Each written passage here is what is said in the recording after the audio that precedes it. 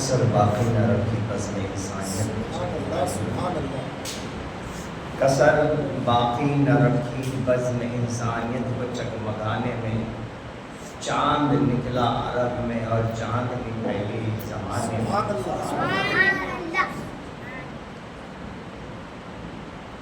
کسی شے کی تمنا ہی نہیں ہم کو زمانے میں، کسی شے کی تمنا ہی نہیں ہم کو زمانے میں، کہ مدینہ لکھ دیا جائے ہمارے آبودا میں۔ محمد مصطفیٰ کے نام نے طوفان کے رخ کو موڑا، محمد مجتبیٰ کے نام نے طوفان کے رخ کو موڑا۔ ذرا سا فاصلہ تھا کہ دل کی کشتی ڈوب جانے کا، اس گانے میں عزیز گرامی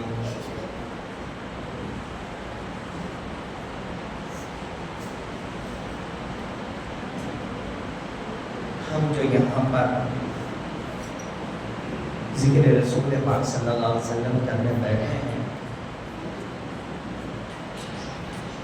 مجمع چھوٹا لیکن مجمع اور لوگوں کی تعداد نہیں دیکھی جاتی ہے۔ ہر دور میں باطل کی تعداد زیادہ تھی اور حق پرست کم تھے۔ میدان کرب و بلا کو دیکھیں تو ہزاروں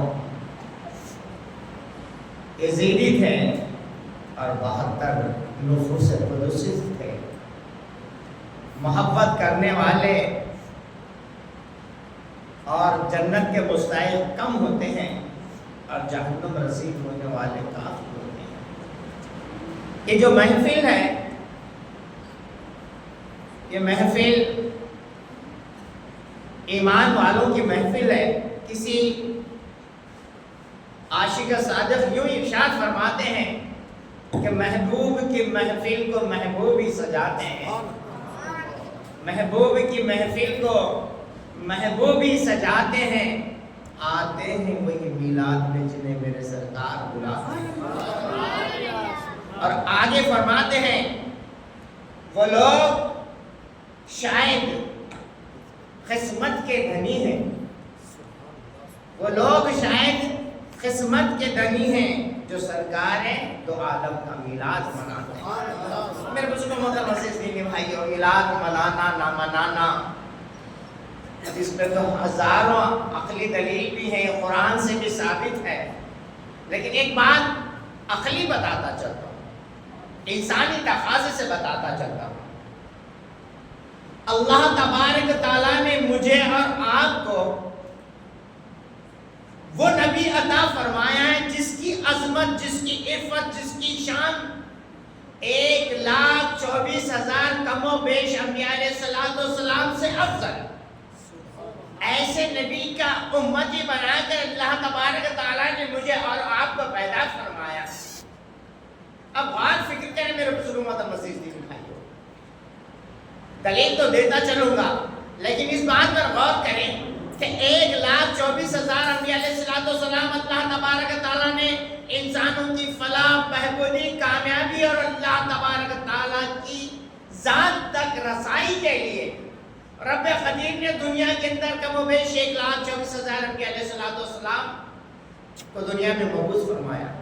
لیکن پوچھا جائے میرے پروردگار عالم، تیری قدرت کاملہ سے یہ بتا دے، اول کون ہے، آخر کون ہے، افضل کون ہے، اعلیٰ کون ہے، اور سب سے بہتر کون ہے، سب سے بالا کون ہے، جس کی عظمت بالا کس کی ہے، جس کی شان کس کی اعلیٰ ہے؟ تو اللہ تبارک تعالیٰ کا قرآن ہر جگہ ارشاد فرماتا ہے۔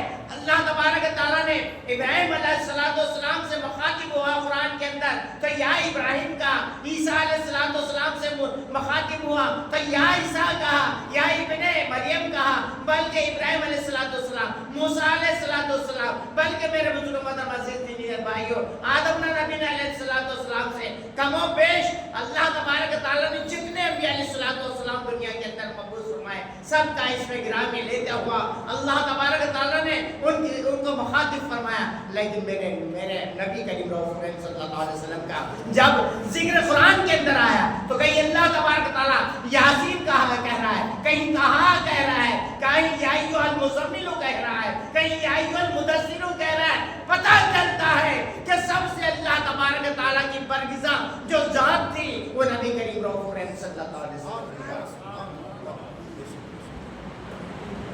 کیوں نہ ناز اٹھائے میرے بزرگوں کا میلاد ہے نا.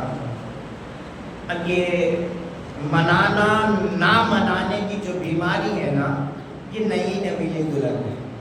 اس کی عمر بڑی کم ہے, اس کی عمر زیادہ نہیں ہے, 100 سال سے زیادہ اس کی عمر نہیں ہے. ہمارے علماء جو اللہ تبارک تعالیٰ کے حبیب کا دین اور دین کی اشاعت فرما ہے, آج سے 10,000 سال پہلے کا بھی اگر سے علماء دین کی کتابیں اٹھا کے دیکھ لیں تو تمام ہی حضرات نے میلاد منایا ہے. یہ اور بات ہے کہ ان کی بدقسمتی ہے جنہیں میلاد کا ذکر کہیں نہیں ملتا.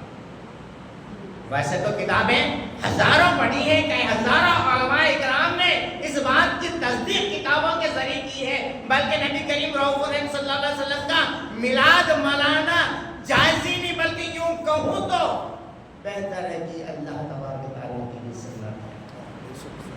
اللہ تبارک تعالیٰ کی سنت ہے. میں یوں ہی نہیں کہہ رہا ہوں میرے بزرگوں متخصصین بھائی, اس کا بھی حوالہ دیتا چلتا ہوں. الحمدللہ اللہ تبارک تعالیٰ نے علماء اہل سنت کے پاس جو علمی خزانہ رکھا ہے, خدا کی قسم دلائل اور محبت کے انباروں سے اس قدر بلند و بالا ہے کہ باطل ٹک ہی نہیں سکتا, نہ اس کے قدم ٹک سکتے ہیں نہ کوئی ٹک سکتا ہے. میرے بزرگوں محترم دینی بھائیوں, میلاد النبی صلی اللہ علیہ وسلم منانا میری اور آپ کی قسمت کی معراج ہے. میری اور آپ کی قسمت کی معراج ہے کہ اللہ تبارک تعالیٰ نے ہمارے قسمت کو اس طریقے سے دوبارہ قرار دیا ہے. ایک بات بتاؤں, انسانی تقاضا ہوتا ہے, انسان جس سے محبت کرتا ہے, انسان جس فرد سے محبت کرتا ہے, بھائی بہن والدین اپنے بزرگ یا کوئی دوست احباب سے محبت کرتا ہے, تو اس کے خلاف کبھی سننے کی یعنی سن نہیں سکتا, بلکہ اس کا ذکر ہر جگہ کرتا ہے, ہر جگہ کرتا ہے. اور اللہ تبارک تعالیٰ قرآن حکیم کے اندر 12 نمبر 30 سورہ الضحیٰ اللہ تبارک تعالیٰ ارشاد فرماتا ہے, میں نے اپنے خطبہ مسنونہ میں اس آیات مبارکہ کو تلاوت فرمایا, اس کا شرف میں نے حاصل کیا, اسی آیات مبارک کی شرح میں چند باتیں کرتا چلو. میرے بزرگوں محترم عزیزین بھائی, اللہ تبارک تعالیٰ ارشاد فرماتا ہے وَأَمَّا بِنِعْمَتِ رَبِّكَ فَحَدِّثْ, اور اللہ تبارک تعالیٰ کی طرف سے دی گئی جو نعمتیں ہیں تم پر اس کا خوب چرچا کرو, خوب ذکر کرو. تو بتائیے میرے بزرگوں محترم عزیزین بھائیو, اللہ تبارک تعالیٰ نے دنیا کے اندر اور دنیا کے معاملات کے اندر ہزاروں ہاں نہیں بلکہ لاکھوں ہاں کروڑوں ہاں نعمتیں اللہ تبارک تعالیٰ نے اس سرزمین پر انسان کے لیے, حشر کے لیے, بشر کے لیے, نباتات کے لیے, حیوانات کے لیے, بلکہ ہر جاندار کے لیے اللہ تبارک تعالیٰ نے اس دنیا کے اندر رکھی ہے. لیکن میرے بزرگوں محترم عزیزین بھائیو, سب سے بہتر, سب سے بالا, سب سے بلند اور سب سے بہتر اور بالا کوئی اگر سے نعمت ہے تو میرے اور آپ کے درمیان میں اللہ تبارک تعالیٰ نے جو نبی معظم رسول اللہ صلی اللہ علیہ وسلم مجھے اور آپ کو جو عطا کیا ہے, یہ سب سے بڑھ کر نعمت ہے. اور اس نعمت کا کیوں نہ چرچا کریں میرے کیوں نہ کریں کہ اللہ تبارک تعالیٰ نے اپنے حبیب کو اس دنیا کو عطا فرما کر دنیا کو اس قدر پاک و صاف کیا, اور اپنے خود خاص سے اللہ تبارک تعالیٰ ان بندوں کو نوازتا بھی ہے. اب آئیے میرے بزرگوں محترم عزیزین بھائیوں, عقلی دلیل ایک چھوٹی سی دیا ہوں اور اس کے بعد چلتے اللہ تبارک تعالیٰ نے میں نے یہ بتایا کہ میلاد النبی صلی اللہ علیہ وسلم منانا میرا اور آپ کا اہل سنت والجماعت کا ہی نہیں بلکہ اللہ تبارک تعالیٰ کا بھی فرمان ہے. وہ کیسے؟ اس کی بھی دلیل ہونی چاہیے. اچھا ایک بات بتائیے گا, اللہ تبارک تعالیٰ قرآن کے اندر ایک مرتبہ نماز کو فرض کر دے, کیا وہ فرض نہیں ہوتی؟ ہو جاتی جی. حضرت سے پوچھ لیں, اللہ تبارک تعالیٰ نے قرآن حکیم کے اندر 100 سے زائد مقامات پر نماز کا فرض ہونے کا ذکر فرمایا اور نماز پڑھنے کی تلقین فرمایا. اور لیکن نماز کو کس طریقے سے پڑھا جاتا ہے یہ حضور پاک صلی اللہ علیہ وسلم کی زندگی دیکھیں. نماز کا تو اللہ تبارک تعالیٰ نے فرض کا اعلان فرما دیا, لیکن زندگی دیکھنی ہے اور نماز دیکھنی ہے تو رسول کریم صلی اللہ علیہ وسلم کی زندگی دیکھنی پڑے گی اور آپ کی حیات طیبہ دیکھنی پڑے گی. رکوع کسے کہتے ہیں, قیام کسے کہتے ہیں, قوما کسے کہتے ہیں, جلسہ کسے کہتے ہیں اور تسبیح کسے کہتے ہیں, اور اللہ تبارک تعالیٰ کے بندے کس طریقے سے اپنے رب کے بارگاہ میں جھکنے کے بعد میں اپنے دامن کو پھیلا کر رب سے کس قدر کس زندگی دیکھنا پڑے گا. اچھا جی, میں ایک بات بتا رہا تھا, اس کی طرف دوسری طرف ہم چلیں. میں یہ کہہ رہا تھا کہ نماز کا ایک مرتبہ اللہ تبارک تعالیٰ قرآن حکیم میں فرماتے ذکر کر دے کہ میرے ماننے والوں, میرے نبی کی ماننے والوں, تم پر 5 وقت کی نماز فرض ہے, تو ایک مرتبہ کہتے تو فرض ہو جاتی, فرض ہو جاتی. لیکن اللہ تبارک تعالیٰ نے 100 سے زائد مقامات پر اعلان فرمایا. اب چلیے اسی طریقے سے ایک بات بتاتا ہوں. اللہ تبارک و تعالیٰ نے نبی کریم رؤوف الرحیم صلی اللہ علیہ وسلم کی آمد کا ذکر حضرتنا آدم نبی علیہ السلام, حضرتنا شیش علیہ السلام, حضرتنا ابراہیم علیہ السلام, حضرتنا اسماعیل علیہ السلام, بلکہ میرے بزرگوں محترم عزیز دینی بھائیوں, کم و بیش 1,24,000 انبیاء علیہ السلام جو دنیا کے اندر آئے, عیسیٰ روح اللہ تک جتنے انبیاء علیہ السلام دنیا کے اندر تشریف لائے, تمام کی بارگاہوں میں کتابوں کے ذریعے, صحیفوں کے ذریعے اللہ تبارک تعالیٰ نے اعلان فرمایا, اے میرے نبیوں سنو, تمہارے درمیان میں میرا حبیب آنے والا ہے جس کا نام محمد ہوگا, اگر سے وہ آ جائے تو تم اپنی شریعت کو چھوڑ کر میرے حبیب کے تابع ہو جانا. نبیوں سے حکم فرما رہا اللہ تبارک تعالیٰ. تو میں ایک بات بتاؤں میرے دوستوں محترم بھائیوں, اللہ تبارک تعالیٰ نبی کی آمد سے پہلے ذکر کرے اور ہم آنے کے بعد نبی کا ذکر کریں. نبی کا ذکر آنے سے پہلے اللہ تبارک تعالیٰ تمام انبیاء علیہ السلام کی بارگاہ میں پہنچا دے کہ رب کی سنت تھی, اور آنے کے بعد میں ہم رب قدیر کا شکر ادا کرتے ہیں, اس کے حبیب کا ذکر کرتے ہیں کہ ہمارے آقا علیہ السلام کی جو ذکر کرتے ہیں یہ اللہ تبارک تعالیٰ کا ہم پر فضل ہے کہ اللہ تبارک تعالیٰ کی سنت کو آگے بڑھاتے چل رہے ہیں. تو کہنا یہ مقصود ہے میرے بزرگوں محترم عزیز دینی بھائیوں, وہ رب ہو کے ذکر کرے اپنے حبیب کا, وہ اعلیٰ ہو کے ذکر کرے, اور ہم ادنا ہو کر ہمارے آقا جو شب و روز میں ہر لمحہ اپنی امت کا ذکر کرے. میرے بزرگوں محترم عزیز دینی بھائیوں, جانتے ہو میرے بزرگوں محترم عزیز دینی بھائیوں, اللہ کے حبیب سرکار دو عالم صلی اللہ علیہ وسلم ابھی حضرت بی بی عامرہ رضی اللہ تعالی عنہ کے بدن مبارک سے تشریف لائے ہیں. زمانے کا نظام میں بھی جانتا ہوں, آپ بھی جانتے ہیں, سائنس بھی جانتی ہے, اور سائنس بھی یہ بات بتاتی ہے کہ لیکن میں اس کے برخلاف اللہ تبارک تعالیٰ کا نظام تو دیکھو.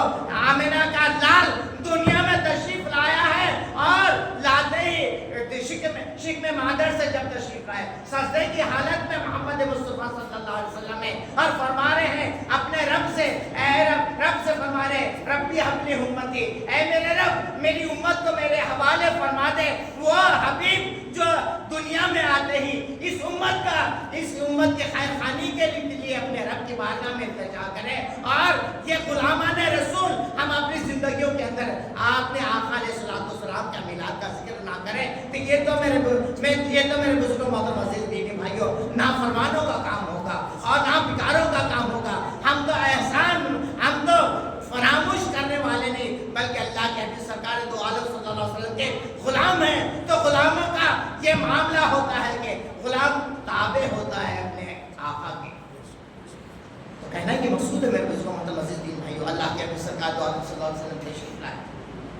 حجر آمنہ کیا جلوہ نمائی ہو رہی ہے. میرے بزرگوں محترم عزیز دینی بھائیو، جانتے ہو آج کے دور نہیں بلکہ دور اول سے لے کے دور اختتام تک، یعنی دنیا کے خاتمے تک، جتنے دنیا کے اندر بچے تولد ہوں گے اور جب تک اپنے ماں کے شکم سے نکلنے کے بعد میں روئیں گے نہیں، انہیں ملغت مردہ کہا جائے گا. لیکن میرے حبیب آقا علیہ السلام جب بطن آمنہ رضی اللہ تعالیٰ عنہ سے جب تشریف لائے، اپنے رب کی بارگاہ میں سجدہ رہے. یہ واقعات میلاد کے کتابوں کے اندر ملتے ہیں، اور ذکر علماء حق نے اس کو تفصیل سے بیان کیا ہے. اور حق بات اللہ تبارک تعالیٰ ہمیشہ حق کے پرچم کو لہراتا ہے، باطل ہر جگہ تباہ اور غارت ہوتا ہے. اور اللہ تبارک تعالیٰ نے ماننے والوں کے لیے اسلام کے اندر کشادگی رکھی ہے، نہ ماننے والوں کے لیے تو اللہ کی اپنی سرکار دو رسول اللہ علیہ وسلم کی زندگی بھی ناکافی ہے. بتائیے، ابو جہل گیا حضور پاک صلی اللہ علیہ وسلم کے سامنے تھا لیکن ایمان لایا. ولید بن مغیرہ کا ایمان لایا، عتبہ اور کیا شیبہ ایمان لائے، بلکہ کئی ایسے کافر ہیں جو ایمان نہیں لائے. لیکن میرے بزرگوں محترم عزیز دینی بھائیو، یہی پوچھے حضرت ابو بکر صدیق رضی اللہ تعالیٰ عنہ سے، تو آپ نے کوئی سوال نہیں کیا. اللہ کے حبیب سرکار تو عالم صلی اللہ علیہ وسلم کی شان و عظمت، بلکہ ہم کیا بیان کر سکتے ہیں؟ اللہ تبارک تعالیٰ کے مخرب بندے حضرت جبریل امین سے پوچھیں کہ اے بتائیے جبریل امین کہ رسول کریم صلی اللہ علیہ وسلم کا کیا مقام ہے، تو کیا فرماتے ہیں؟ یہی بولے سدرا والے، یہی بولے سدرا والے، چمنے جہاں کے تھالے سبھی میں نے چھان ڈالے، پر تیرے پایا کا نہ پایا، پر تیرے پائے کا نہ پایا. تجھے ایک نہ ایک بنایا، تجھے حمد ہے خدایا، تجھے حمد ہے خدایا. میرے بزرگوں محترم عزیز دینی بھائیو، اللہ تبارک تعالیٰ کا شکر ہے، کرم ہے، فضل ہے کہ رب قدیر نے ہم کو غلامان رسول پاک صلی اللہ علیہ وسلم میں پیدا کیا، وفاداروں میں پیدا کیا. اور وفاداروں کا کام یہ ہوتا ہے کہ رسول کریم صلی اللہ علیہ وسلم پر صحابہ کی زندگی اٹھا کر دیکھو. صحابہ کے بارگاہ میں جب اعلان نبوت ہو گیا تو آپ نے سامنے دشمن جو تھا وہ اس میں دشمنوں میں یہ نہیں دیکھا کہ میرے باپ ہے کہ چچا ہے، بلکہ اپنی گردنیں بھی عطا فرمائی رسول کریم صلی اللہ علیہ وسلم کی بارگاہ میں، بلکہ اپنے اہل خاندان جو باطل پڑھتے ہیں ان کو بھی اس نارے جہنم کیا. تو کہنا یہ مقصود ہے میرے بزرگوں محترم عزیز دینی بھائیو، میلاد النبی صلی اللہ علیہ وسلم یہ ہماری خوش نصیبی ہے کہ اللہ تبارک تعالیٰ نے ہمیں میلاد منانے والوں میں شمولیت عطا فرمائی. ایک واقعہ اور آپ کے زیر غور کرتا چلتا ہوں میرے بزرگوں محترم عزیز دینی بھائیو. اللہ تبارک تعالیٰ نے قرآن حکیم کے اندر ایک قوم جس کا بادشاہ طبہ تھا، اس طبہ کا ذکر قرآن حکیم میں 2 مرتبہ آیا، 2 مرتبہ آیا. اور اس کی تفصیلات اللہ کے حبیب سرکار دو عالم صلی اللہ علیہ وسلم جب ہجرت فرما کر مکے سے مدینہ تشریف لے گئے، اور مدینہ جانے کے بعد میں اللہ کے حبیب سرکار دو عالم صلی اللہ علیہ وسلم کے متمنی تھے. تمام صحابہ نے یہ سوچا تھا کہ آج رسول کریم صلی اللہ علیہ وسلم کی تشریف آوری ہمارے گھر میں ہو جائے، وہ مہمان ہو جائے.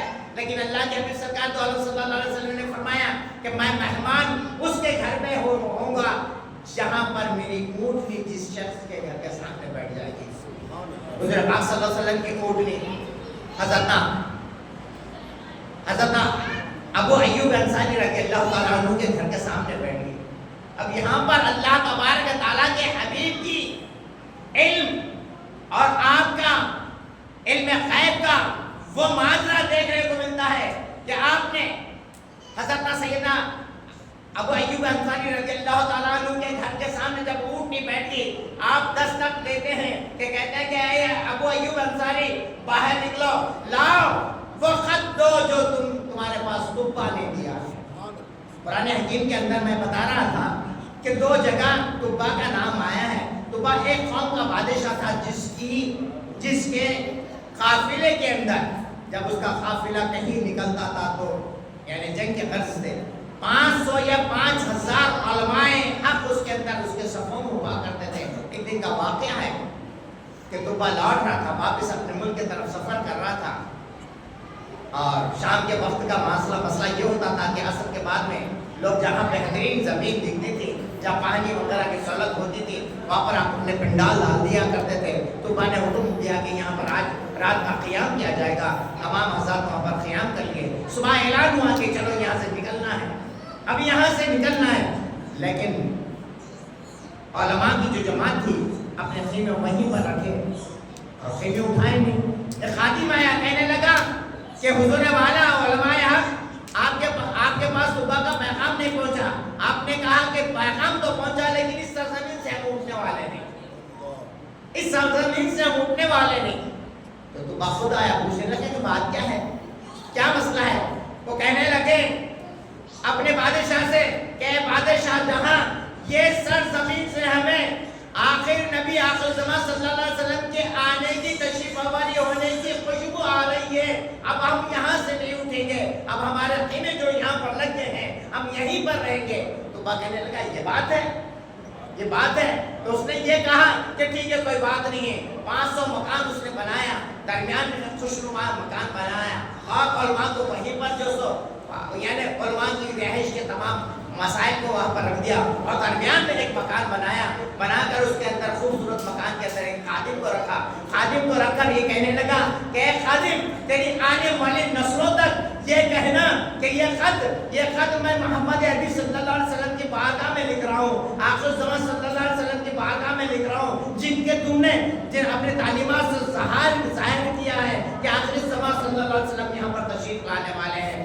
یہ کہہ دینا کہ یہ خط تو باقی ہے۔ بہرحال ایک بات دیگر ہوتا ہوا وہ خط جو سو کہ حضرت ابو ایوب انصاری رضی اللہ تعالیٰ عنہ تک آیا۔ اس کے بعد حضور پاک صلی اللہ علیہ وسلم نے وہ خط کو لے کر اللہ کے حبیب سرکار دو عالم صلی اللہ علیہ وسلم نے اس خط کو لے کر پڑھا اور کہنے لگے اے تبا شاباش، کہ یعنی تبا اس خط کے اندر یہ لکھا تھا کہ یا رسول کریم صلی اللہ علیہ وسلم میں آپ کا زمانہ پاؤں یا نہ پاؤں، لیکن میری یہ التجا ہے، میں ایک خط آپ کی خدمت میں پیش کر رہا ہوں یا رسول اللہ صلی اللہ علیہ وسلم، کل روز محشر مجھے آپ اپنی غلامی کے اندر، آپ اپنی امت کے اندر شامل کر لینا۔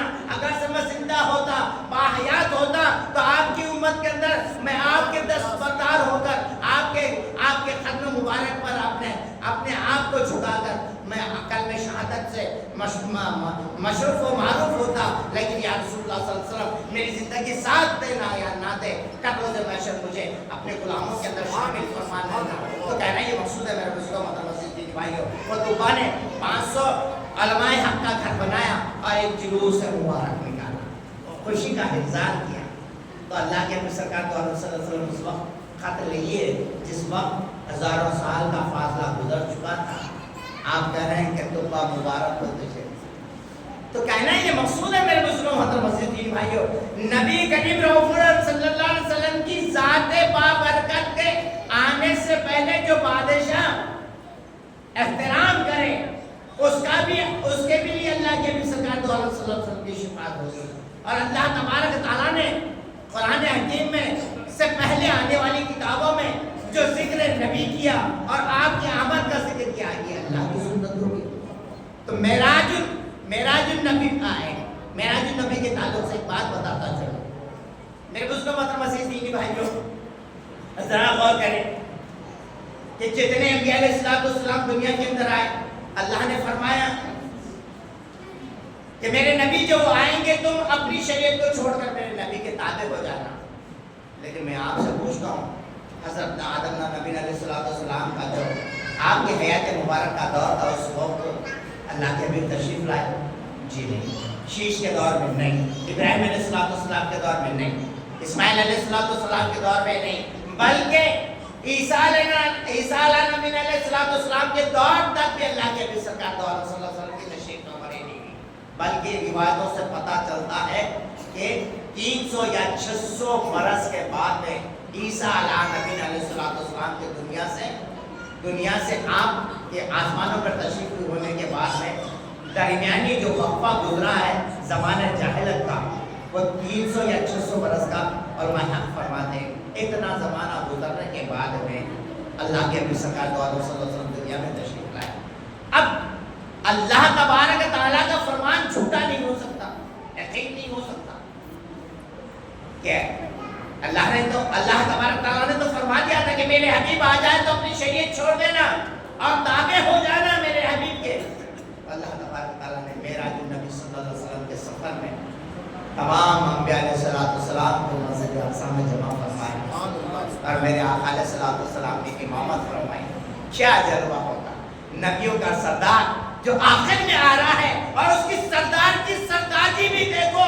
تمام کے تمام انبیاء علیہ السلام اپنی خبروں سے آئے اور آپ کی امامت کا شرف حاصل کرتے ہوئے غلامی کا ثبوت بھی دیے اور تمام انبیاء علیہ السلام کو اللہ تبارک تعالیٰ نے ایک ہی وقت میں حضور پاک صلی اللہ علیہ وسلم کائنات تاجدار مدینہ صلی اللہ علیہ وسلم کی امامت کا شرف بھی حاصل ہوا, مقتدی بننے کا شرف بھی حاصل ہوا اور اللہ تبارک تعالیٰ کے فرما بردار ہونے کا بھی شرف حاصل ہوا.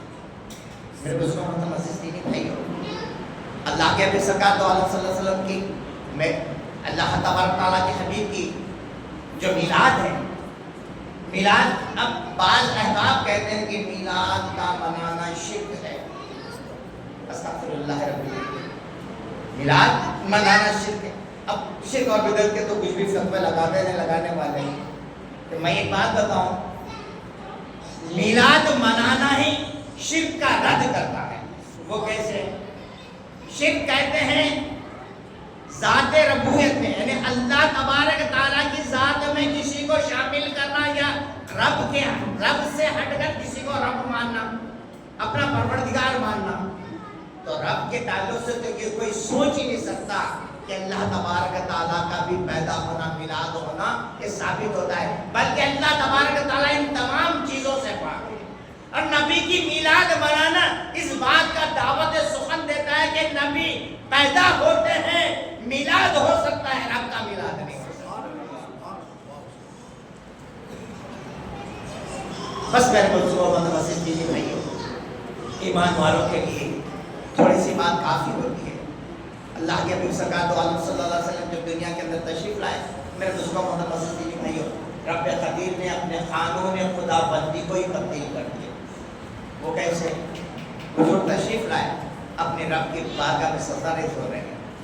آج دنیا کے اندر میرے آپ کے بلکہ ہر انسان کے گھر جب کسی یعنی لڑکا اور لڑکی کی پیدائش ہوتی ہے تو وہ رونا ضروری ہے, اس لیے کہ اس کے زندہ رہنے کی صداقت دیتا ہے. لیکن نبی آئے ہیں اور رو رہے نہیں بلکہ اللہ کی بارگاہ میں سجدہ ریز ہے. رونا بشریت کا تقاضا ہوتا ہے, لیکن رونے والوں کو ہنسانے والا جو نبی اللہ تبارک تعالیٰ عطا فرما رہا ہے, اس کی صفت یہ ہے کہ وہ دنیا کو آباد کرنے نہیں بلکہ دنیا کی آبادی کو جہنم سے نکال کے جنت کی طرف لے جانے والے آخر زمان صلی اللہ علیہ وسلم کی شان و عظمت کیا ہو سکتی ہے. میرے بزرگوں متوسط دینی بھائیوں, اللہ تبارک تعالیٰ نے قدرت قانون کو اس طریقے سے بدلا. آقا علیہ السلام جب دنیا کے اندر تشریف آوری ہوئی, زمانے جاہلت تھا اور زمانے جاہلت کے اندر یہ معاملہ ہوتا تھا کہ کسی کے گھر کے اندر لڑکی پیدا ہو جائے تو اپنے آپ کو عیبدار مانتا تھا کہ میں کسی کا سزور بنوں گا,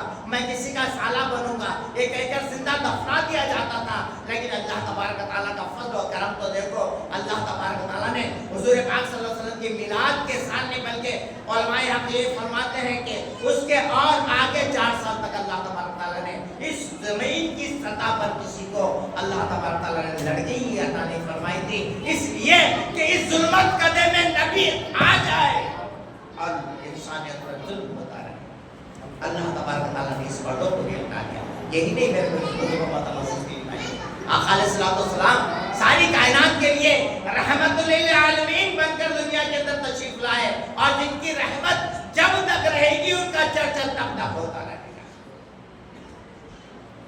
اللہ تبارک تعالیٰ کی قدرت جہاں تک ہے وہاں تک رحمت للعالمین کی رحمت کی چادر وہاں تک ہے. یہ اللہ تبارک تعالیٰ کا فضل کرم ہے. میرے بزرگوں متوسط دینی بھائیوں, اپنے قسمتوں پر ناز فرمائیں. اللہ تبارک تعالیٰ نے مجھے اور آپ کو میلاد والوں میں بنایا ہے, میلاد والوں میں شمولیت کی ہے اور یہ ہماری خوش نصیبی ہے کہ ہم ذکر خدا بھی کرتے ہیں اور ذکر مصطفیٰ بھی کرتے ہیں.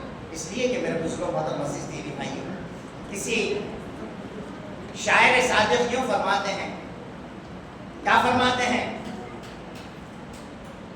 عجیب و غریب اللہ تبارک تعالیٰ نے اس دنیا کے اندر نعمتیں عظمتیں رکھی ہیں، اور عجیب و غریب دنیا کے اندر اللہ تبارک تعالیٰ نے بندے بھی اس دنیا کو عطا فرمائے، اور اسی طریقے سے اپنے علم ہنر کے اپنے فکر کو اللہ تبارک تعالیٰ کے بندوں نے ظاہر بھی فرمائی۔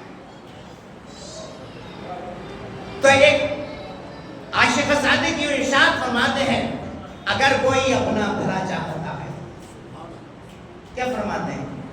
اگر کوئی اپنا بھلا چاہتا ہے اسے چاہے کہ جسے خدا چاہتا ہے، خدا کی رضا دونوں عالم چاہتے ہیں، خدا مصطفیٰ کی رضا چاہتا ہے۔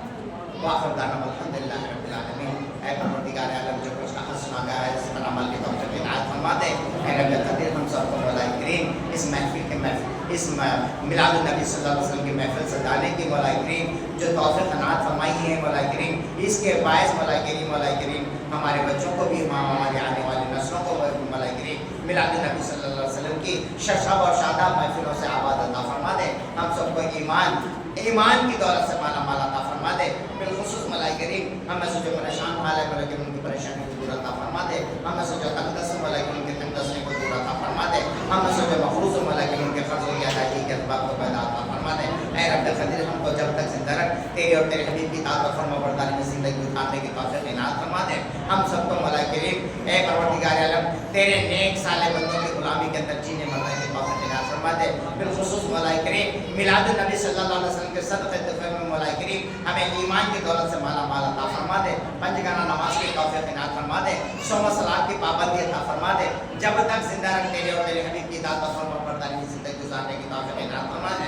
جب وقت آخر آ جائے، زبان پہ کلمہ شہادت جاری و ساری فرما کے خاتمہ ایمان پر بالخیر عطا فرما دے۔ بالخصوص مولا کریم ہم میں سے جن کے والدین اس دنیا سے جا چکے، مولا کریم ان کی مغفرت کے فیصلے عطا فرما دے۔ کربٹ جنت الفردوس عطا فرما دے۔ اے پروردگار عالم جن کے والدین مولا کریم زندہ ہیں، مولا کریم ان کا شفاعت بھرا سایہ مولا کریم ہمارے سروں پر عطا فرما دے۔ ان کی خدمت کرنے کی توفیق عنایت فرما دے۔ ہم کو اپنے ماں باپ کی فرما برداری کی توفیق عنایت فرما دے۔ ماں باپ کی نافرمانی سے مولا کریم بچنے کی توفیق عنایت فرما دے۔ اے رب قدیر، کرم فرما، رحم فرما، فضل عطا فرما دے۔ اس ملک کے اندر امن و امان عطا فرما دے۔ ساری کائنات کے اندر امن و امان عطا فرما دے۔ اے پروردگار عالم دنیا کے کونے کونے خطے خطے کے اندر دین کا بول بالا عطا فرما دے۔ دین والوں کا بول بالا عطا فرما دے۔ اسلام کا بول بالا عطا فرما دے۔ اسلام والوں کا بول بالا عطا فرما دے۔ بالخصوص مولا کریم تمام اسلامی ممالک کے اندر اتحاد اور اتفاق عطا فرما دے۔ اے اللہ فلسطین کو مولا کریم پھر سے آباد عطا فرما دے۔ اے اللہ مسجد اقصی کی حفاظت عطا فرما دے۔ حرمین شریفین کی حفاظت عطا فرما دے۔ اے پروردگار عالم ایران کے مسلمانوں کو مولا کریم فتح مبین عطا فرما دے۔ کل کائنات کے اندر دین کا بول بالا عطا فرما دے۔ دین والوں کا بول بالا عطا فرما دے۔ اسلام کا بول بالا عطا فرما دے۔ اسلام والوں کا بول بالا عطا فرما دے۔ بالخصوص ہمارے نوجوانوں کو مولا کریم پنجگانہ نماز کی توفیق عنایت فرما دے۔ سجدوں کی لذت اور الفت عطا فرما دے۔ اے رب قدیر کرم فرما، رحم فرما، فضل عطا فرما دے۔ ہم سب کو تیری مساجد آباد کرنے کی توفیق عنایت فرما دے۔ اللہ تیرے ذکر و شکر سے ہمارے سینوں کو مولا کریم آباد عطا فرما دے۔ تیرے حبیب کی شرشاب اور شاداب محبت کو مولا کریم ہمارے ایمان کا تقاضا اور ہمارے ایمان کے اصل بنا دے۔ اے پروردگار عالم جب تک زندہ رکھ، تیری اور تیری حبیب کی اطاعت اور فرما برداری میں زندگی گزارنے کی توفیق عنایت فرما دے۔ جب وقت آخر آ جائے، زبان پہ کلمہ شہادت جاری و ساری فرما کر خاتمہ ایمان پر بالخیر عطا فرما دے۔ وقال اللہ تبارک تعالیٰ فی شان حبیبی ان اللہ وملائکتہ یصلون علی النبی یا ایھا الذین آمنوا صلوا علیہ وسلموا تسلیما اللهم صل علی سیدنا شفیعنا کریم مولانا محمد وعلی آلہ وصحبہ وذریۃ وذریات والہ وتجمین سبحان ربک رب العزۃ عما یصفون الحمد للہ۔